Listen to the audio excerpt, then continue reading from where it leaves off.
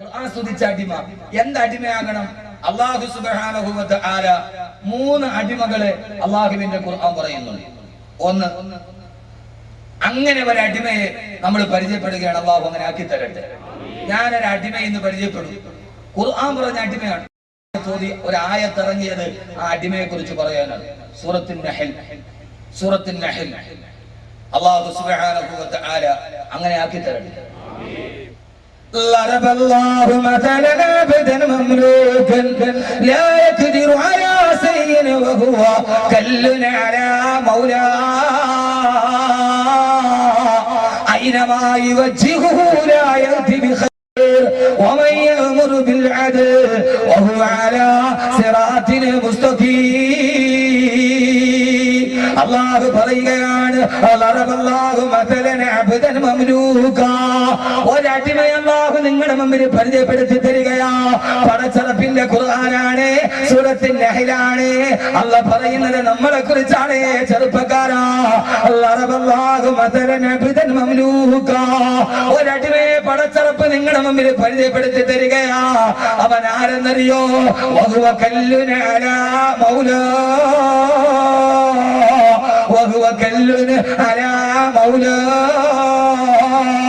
അവനവന്റെ ഉടമയ്ക്ക് ഭാരമായി മാറി. ഉടമയ്ക്ക് ഭാരമായ അടിമ. എന്റെ ശബ്ദം കേൾക്കാൻ ഇവിടെ തടിച്ചുകൂടിയ എന്റെ പ്രിയപ്പെട്ട ചെറുപ്പക്കാരി, അല്ലാഹു പറയുകയാണ്, അവൻ ഈ ഭൂമിയിൽ ജീവിച്ച എന്റെ അടിമയാണ്. പക്ഷേ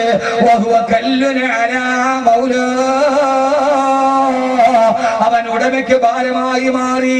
അവൻ ഉടമയ്ക്ക് ഭാരമാകാനുള്ള കാരണം എന്താ? അവൻ എവിടേക്ക് തിരിഞ്ഞാലും ഒരു നന്മ അവൻ കൊണ്ടുവരികയില്ല. എവിടേക്ക് തിരിഞ്ഞാലും, ഇടത്തോട്ട് പോയാലും വലത്തോട്ട് പോയാലും മുമ്പോട്ട് പോയാലും പുറകിലോട്ട് പോയാലും അവൻ തിന്മ മാത്രമല്ലാതെ ചെയ്യില്ല. അവൻ കുടുംബത്തിനും ഭാരമാ, അവൻ നാടിനും ഭാരമാ, അവൻ വീടിനും ഭാരമാ, അവൻ സമൂഹത്തിന് ശാപമാ. അവനെ കൊണ്ട് ഈ ഭൂമിക്ക് ഭാരമല്ലാതെ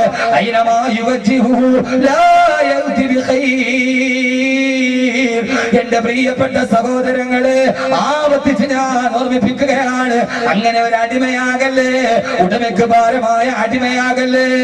ഏത് അടിമയാണ് ഉടമയ്ക്ക് ഭാരമായി മാറുക? ആ സമയത്തല്ലേ ദുബൈയിൽ ധാരാളം ഡോളറുകളും ദിർഹമുകളും വാങ്ങിച്ചവരില്ലേ? ഒരു എക്കോണമിക് ക്രൈസിസ് വന്നപ്പോ, ഒരു സാമ്പത്തിക മാന്ദ്യത വന്നപ്പോ, കുറെ തൊഴിലാളികൾ കമ്പനികൾക്ക് ഭാരമായപ്പോ ആ സമയത്ത് കമ്പനി പിരിച്ചുവിട്ടില്ലേ? ഇനി കമ്പനിക്ക് നിങ്ങൾ ഭാരമാണ്, നിങ്ങളെ തീറ്റിപ്പെട്ടാൻ ഞങ്ങൾക്ക് സാധ്യമല്ല, കൊടുത്തിട്ട് പിരിച്ചുവിട്ടില്ലേ?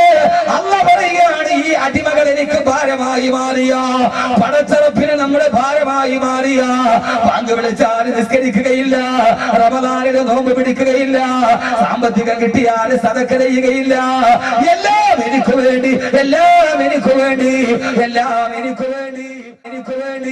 പടച്ചറപ്പ് കുറഞ്ഞ ഒരു കാര്യം ചെയ്യാതെ ആരെങ്കിലും ഉടമയ്ക്ക് ഭാരമാകുന്ന അടിമയായി മാറിയാൽ അവനെ പിന്നീട് ഉടമ ചെയ്യുന്നിടണ്ട, അവനെ അല്ലാഹു ഡിസ്മിസ് ചെയ്യുമെന്ന് അല്ലാഹുവിന്റെ വിശുദ്ധ ഖുർആൻ ഉടമയ്ക്ക് ഭാരമായ അടിമകളെ കുറിച്ചിട്ടാണ് അല്ലാഹുവിന്റെ ഖുർആനിൽ അല്ലാഹു പറഞ്ഞത്. അലം തറ കൈഫ ഫഅല റബ്ബുക ബിആദ് ഇറമദാത്തിൽ ഇമാദില്ലതി ലം യുഖ്ലഖ മിഥ്ലുഹാ ഫിൽ ബിലാദ് وثمود الذين جابوا الصخر بالواد وفرعون ذي الأوتاد الذين طغوا في البلاد فكثروا فيها الفساد. സമൂഹ ഗോത്രത്തെ കണ്ടോ? അവനും എന്റെ അടിമയാ. ആദ് ഗോത്രത്തെ കണ്ടോ? അവനും എന്റെ അടിമയാ. ഫറോവയെ കണ്ടോ? അവനും എന്റെ അടിമയാ. പക്ഷേ ഈ ഭൂമിയിലെ ഒരു കുഴമ്പത്തിന്, ഇവിടത്തെ കുഴപ്പത്തിന് അവരുടെ പണം വിനിയോഗിച്ചപ്പോ അല്ലാഹു കൊടുത്ത പണമല്ലേ അത്? ചെമ്മണ്ണൂരിനാണെങ്കിലും ആരുക്കാണെങ്കിലും ലുലുവിനാണെങ്കിലും പണം കൊടുക്കുന്നതാരാ? വലില്ലാഹി ഖസായിനുസ് സമാവാതി ആകാശ ഭൂമികളുടെ ഖജനാവില്ല താക്കോല് പടച്ചറപ്പിന്റെ കയ്യിലാ. ആർക്കാണോ പണം കൊടുത്തത് ഓ പണം അവൻ ഫസാദിന് വേണ്ടി വിനിയോഗിച്ച സ്വർണത്തിന്റെ ജുവലറി ഉദ്ഘാടനം ചെയ്യാൻ വേണ്ടി വന്ന കണ്ണൂരില് ഫുട്ബോളിന്റെ ദൈവം ഡീഗോ മറഡോണ 24 മിനിറ്റ് സ്റ്റേജിൽ നിന്നപ്പോ 6 കോടി രൂപയാ ചെലവാക്കപ്പെട്ടതെങ്കിൽ ഡീഗോ മറഡോണ എന്ന ഫുട്ബോളിന്റെ ദൈവം അവൻ ആകാശത്തിന്റെ ദൈവമല്ല, ഭൂമിയുടെ ദൈവമല്ല. ഫുട്ബോളിന്റെ ദൈവം 24 മിനിറ്റ് നിന്നപ്പോ 6 കോടി രൂപയാ ചെലവഴിക്കപ്പെട്ടതെങ്കിൽ അല്ല പറയുന്നു എന്തേ സമൂദിനെ നിങ്ങൾ കണ്ടില്ല? കല്ലുനല മൗല, ഉടമയ്ക്ക് ഭാരമായി മാറും. ഉടമയ്ക്ക് ഭാരമായി മാറിയാൽ എന്താ മനുഷ്യന്മാരെ പേടിച്ചു പോയാ? എന്താ പേടിക്കണമല്ലോ. ഉടമയ്ക്ക് ഭാരമായി ഉടമ എന്ത് ചെയ്യും? സൗദി അറേബ്യക്ക് ഭാരമായി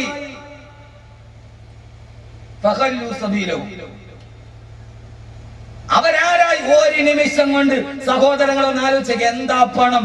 ഒരു നിമിഷം കൊണ്ട് പണിതിരിക്കുന്ന വീടിന്റെ പണി നിന്നില്ല.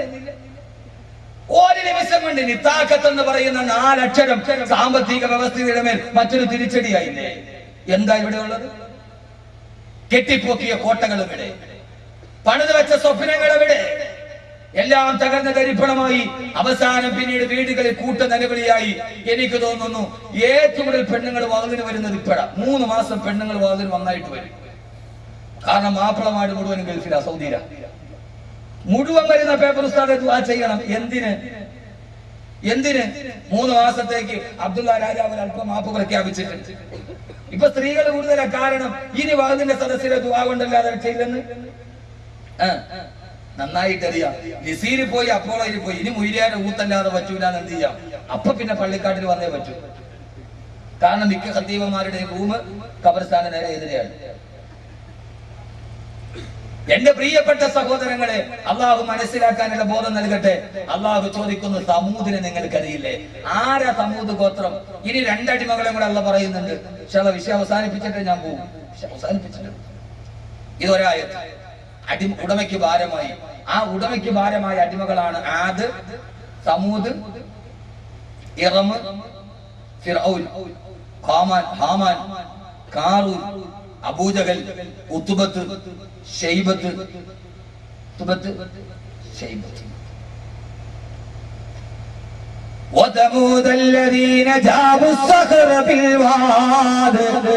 സമൂദിനെ നിനക്കറിയില്ലേ? അവര് പാറക്കെട്ടുകൾ കൈവിരലുകൾ കൊണ്ടാണ് തുറന്നിട്ട് വീടുണ്ടാക്കിയത്. എത്രയോ നാളുകൊണ്ട് നമ്മൾ കേൾക്കണ ചരിത്രമാ. സമൂദ് ഗോത്രമാരാ.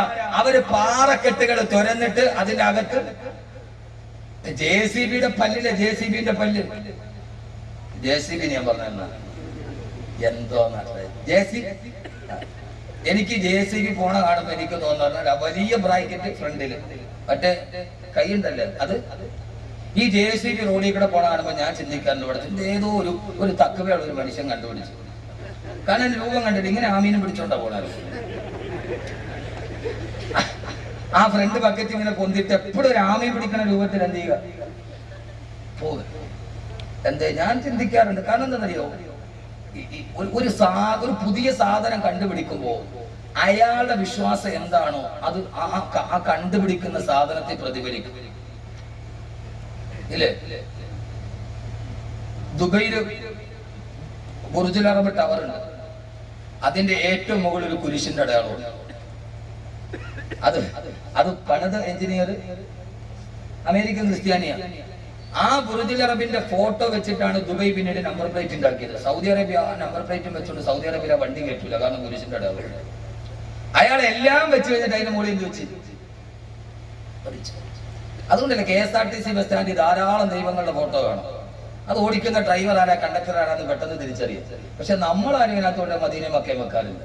നമ്മളെപ്പോഴും മതേതരത്തെ അങ്ങനെ തന്നെ കാത്തു. നിങ്ങൾ ഏതെങ്കിലും KSRTC ബസ്സിൽ നിങ്ങൾ കണ്ടിട്ടുണ്ടോ? ഏതെങ്കിലും KSRTC ബസ് സ്റ്റാൻഡിൽ കണ്ടിട്ടുണ്ടോ? എവിടെയെങ്കിലും കൊണ്ടുപോയി മക്കയുടെ മദീനയുടെ അള്ളാഹ് നോക്കണേ. നമ്മുടെ ബോധമുള്ളവരാ എന്റെ പ്രിയപ്പെട്ട സഹോദരങ്ങളെ. അവരെ മിക്ക KSRTC ബസ് സ്റ്റാൻഡിൽ കാണാൻ എത്ര ദൈവങ്ങളുണ്ടാവും? നമ്മൾ ആരുടെയും വിശ്വാസത്തെ മുറിപ്പെടുത്താനുള്ളവരല്ല. നമ്മുടെ വിശ്വാസം അങ്ങനെ തന്നെ കാത്തു സൂക്ഷിക്കുന്നതോടുകൂടെ തന്നെ മറ്റാളുടെ വിശ്വാസത്തേക്ക് നമ്മൾ കടക്കാറുമില്ല. അതാണ് മുസ്ലിമിന്റെ പൊതുധാര. അള്ളാഹു നിലനിർത്തി തരട്ടെ.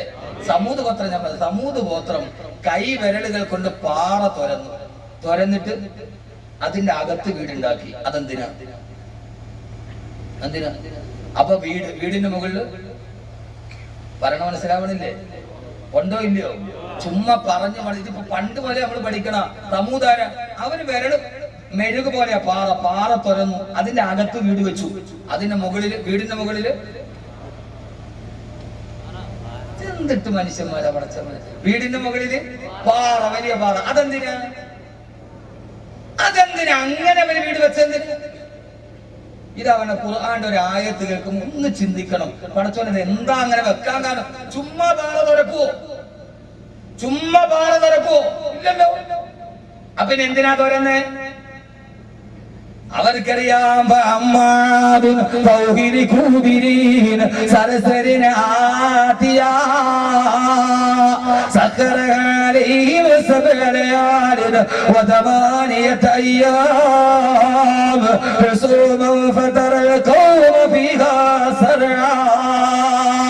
അവരുടെ മുൻഗാമികളായ സമൂഹം ആദുഗോത്രമാ. സമൂഹത്തിന് മുമ്പ് വന്ന ഗോത്രമല്ലേ ആദുഗോത്രം. ആദുഗോത്രത്തിനോട് ഹൂദ് നബി അലൈഹി സ്വലാത്തു വസ്സലാം പറഞ്ഞു, ആദേ ഉടമയ്ക്ക് ഭാരമാകരുത്, അല്ലാഹുവിന്റെ കൽപ്പനകളെ തിരസ്കരിക്കരുത്, താന്തോന്നികളായിട്ട് നിങ്ങൾ ജീവിക്കരുത്. ആ സമയത്ത് ആദുഗോത്രം അതിനെ തള്ളിക്കളഞ്ഞപ്പോ അല്ലാഹു ആദുഗോത്രത്തെ നശിപ്പിച്ചത് എങ്ങനെയാ? സഖറഹാലൈഹിം സബഅലയാലിൻ വതമാനിയത അയ്യാം. 7 രാത്രിയും 7 രാത്രിയും 8 പകല് നീണ്ടു നിന്ന പേമാരി തിമിർത്ത് പെയ്തു. ആകാശത്തൊരു മഴ പെയ്തപ്പോ 7 രാത്രിയും 8 പകല് നീണ്ടു നിന്ന മഴ പെയ്തപ്പോ ആ മഴയിൽ വീടുകൾ തകർന്നടിഞ്ഞിട്ട് ആദുഗോത്രക്കാര് നശിച്ചു പോയില്ലയോ? ചത്തുമരച്ചു പോയില്ലയോ? അവർക്ക് ശേഷമാണ് സമൂത് വരിക. തങ്ങളുടെ പിതാമഹന്മാരും മഴ പെയ്തപ്പോ അല്ലാഹു മഴ പെയ്യിപ്പിച്ചപ്പോ അവരുടെ വീടുകൾ തകർന്ന് മരിച്ചെന്നറിഞ്ഞപ്പോ സാലിഹ് നബി സമൂദിനോട് പറഞ്ഞ, സമൂദ് അല്ലാഹുവിനെ തിരസ്കരിക്കരുത്, പടച്ചറപ്പിനെ വലിച്ചെറിയരുത്, അല്ലാഹു നിങ്ങളെ ആദിനെ നശിപ്പിച്ചതുപോലെ നശിപ്പിക്കുമെന്ന് പറഞ്ഞപ്പോ, എടാ സാലിഹേ, നിന്റെ അല്ല ഞങ്ങളെ നശിപ്പിക്കില്ലടാ. പാറ തുറന്നിട്ടതിന്റെ ഉള്ളിൽ വീട് വെച്ചിട്ട് ആദിനെ നശിപ്പിച്ചതുപോലെ മഴ പെയ്താ, ആദിനെ നശിപ്പിച്ചതുപോലെ മഴ പെയ്താ ഞങ്ങളുടെ വീടുകളിൽ തകരില്ല സാലിഹേ. പാറയുടെ ഉള്ളിലാണ് ഞങ്ങളുടെ വീട് വെച്ചിരിക്കുന്നത് എന്ന് പറഞ്ഞിട്ട് പടച്ചറപ്പിനെതിരെ തിരിഞ്ഞ സമൂദ്, എന്തേ ചെറുപ്പക്കാരാ ചിന്തിക്കുന്നില്ല? നമ്മുടെ കുറെ മാനദണ്ഡങ്ങളൊക്കെയുണ്ട്. ജപ്പാനിന് സുനാമി ആഞ്ഞടിച്ചപ്പോ ഇപ്പം വെക്കുന്ന വീടുകൾ ഭൂകമ്പത്തെ തടയാൻ കഴിയുന്ന വീടുകളാണത്രേ. ഏത് ഭൂകമ്പമോ? ഭൂകമ്പത്തെ തടയുന്ന വീടുകൾക്ക് ബോംബെ മുനിസിപ്പാലിറ്റി ഇപ്പോൾ അനുവാദം കൊടുക്കുകയുള്ളൂ. അമ്മ പിടിച്ചിട്ട് ഭൂമി കുലുക്കിയാൽ തകരാൻ പാടില്ല. സമൂദ് ചെയ്ത അതേ മനോഭാവമല്ലയോ? സമൂദ് വീണ്ടും പുനരാവിഷ്കരിക്കുകയല്ലയോ? ഖുർആൻ പറഞ്ഞ കഥാപാത്രം അവസാനിക്കുകയല്ലല്ലോ. ആ സാലിഹ് നബിയോട് പറഞ്ഞ, സാലിഹേ, അല്ലാഹുവിന്റെ ശിക്ഷ വരാൻ പോവുകയാ. വീടിന്റെ ഉള്ളിൽ വാതിലടച്ചിരുന്നിട്ട് പാറക്കെട്ടിന്റെ ഉള്ളിൽ കയറിയിട്ട് പറഞ്ഞ, സാലിഹേ, ഉത്തിനാ ബിമാ തൈദുനാ ഇൻ കുന്ത മിനസ്സാദിഖീൻ.